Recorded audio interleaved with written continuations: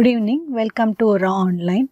Today we will see the second part of the mitral regurgitation. So initially we saw what are the primary MR, that is mitral regurgitation associated with deformities in the mitral valve apparatus, the causes of which are broadly classified as mitral valve prolapse or myxomatous degeneration, degenerative MR, that is in elderly people who are more than 60 years of age due to fibrillin deficiency, and other causes like infective endocarditis and rheumatic heart disease. Today we will see the secondary and functional MR, which are also called as SMR or FMR. So there is a disease in between primary and secondary MR called rheumatic valvular heart disease, which is a combination of primary. To start with, it is a primary MR which involves only the valve, and as it progresses it becomes secondary MR. So which is a combination of primary and secondary MR, that is rheumatic mitral valve regurgitation. So initially, because of fibrosis of the valve cusp, there is retraction of the cusp. So the cusp leaflet are not able to approximate with each other, so there is regurgitation. But later this fibrotic component of the rheumatic heart disease involves not only the leaflet but also the atrium. So the mitral regurgitation and fibrosis of the atrium results in atrial dysfunction or left atrial enlargement. So there is atrial enlargement with the dilation of the annulus. The atrium enlarges, bringing the annulus away from each other, that is annulus longer.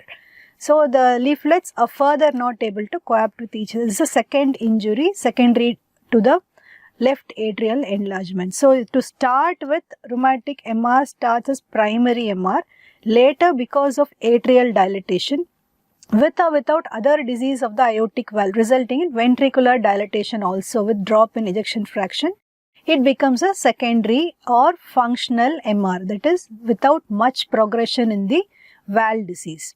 So rheumatic is a very specific entity which has combination of both primary and secondary components.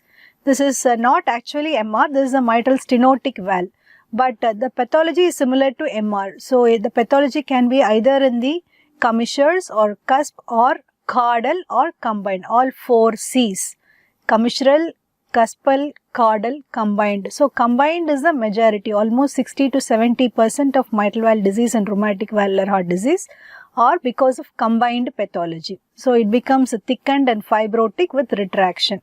Here you can see the left atrium, usually in this 4-chamber parasternal long axis. If you compare the size of aorta to the LA, it must be almost equal.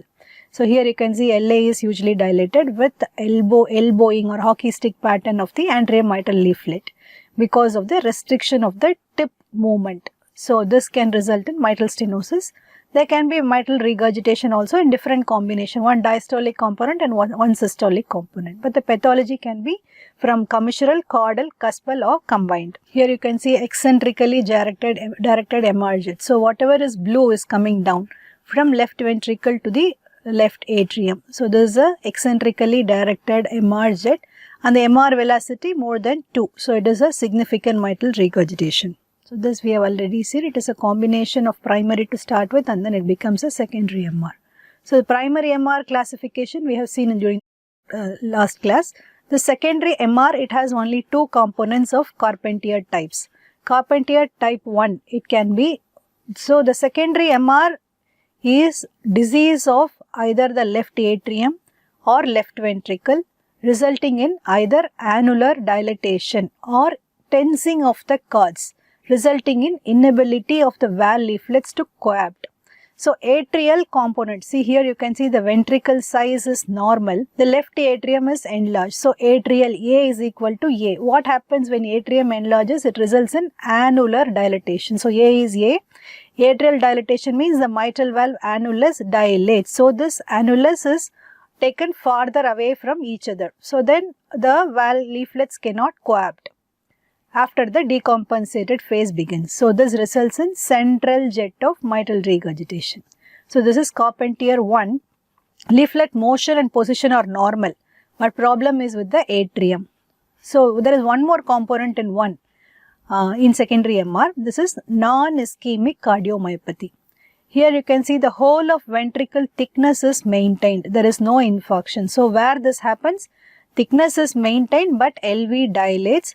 This happens most commonly in dilated cardiomyopathy, most of which are idiopathic or genetically mediated, or HCM turning to dilated cardiomyopathy. Here the left ventricle enlarges. It not only enlarges, you can see the LV is normally elliptical in shape, but later it enlarges, it becomes spherical. So if the LV becomes spherical, what happens? There is displacement of the papillary muscles laterally. So this lateral displacement of papillary muscles, they create imbalance between the tethering force and the closing force. What is the tethering force? The force which holds the valve leaflet tighter. Closing force which leaves the valve leaflet to close. So here, since the valve papillary muscles are displaced, it exerts more tethering, that is tensing. That is like a rope is short. So the leaflet is not able to close, they are not able to coap like this. So they fall short to closing. This results in central jet because it is globally dilated. It doesn't involve single papillary muscle. Both the papillary muscles are moved away laterally from each other. The Carpentier, there is no 2 or 3A in secondary MR or functional MR. 3B, where the leaflet movement is restricted during systole. What happens? Here you can see this is the normal ventricular thickness. This is the infarcted ventricle. Here it is in the inferior and the lateral wall, which is a common pattern of secondary, that is ischemic mitral regurgitation, that is RCA disease, also called as inferior wall MI or inferolateral or posterior wall MI. What happens? The posterior PMPM, posterior-medial papillary muscle, has a sole blood supply from the PDA, which is a branch of either RCA in right dominant system or LCX in left dominant system. While ALPM, anterolateral papillary muscle, has dual blood supply from LAD as well as LCX. When there is RCA infarct, PDA is blocked, this PM, posterior-medial papillary muscle, it undergoes fibrosis. So this infarcted segment also, and this papillary muscle fibrosis also, scarring also, results in abnormally tense, that is increased tethering forces of the posterior mitral leaflet supporting cardae.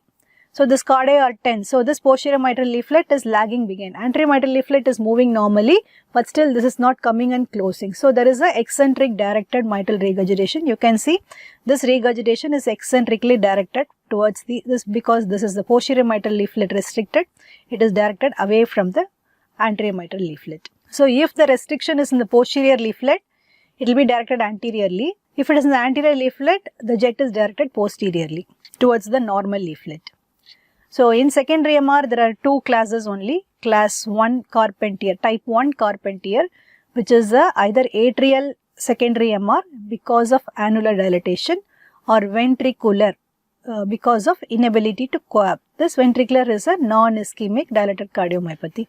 Class 3B Carpentier, type 3B Carpentier is a ventricular, but it is a ischemic cardiomyopathy. It is unbalanced. That is, one leaflet is contributing more than the other leaflet. Later, this also can progress to, because of significance of the MR, this also can result in drop in LV systolic function, increase in diastolic volume and diameter, and then it can also become spherical like a non-ischemic. So, to start with how the MR begins.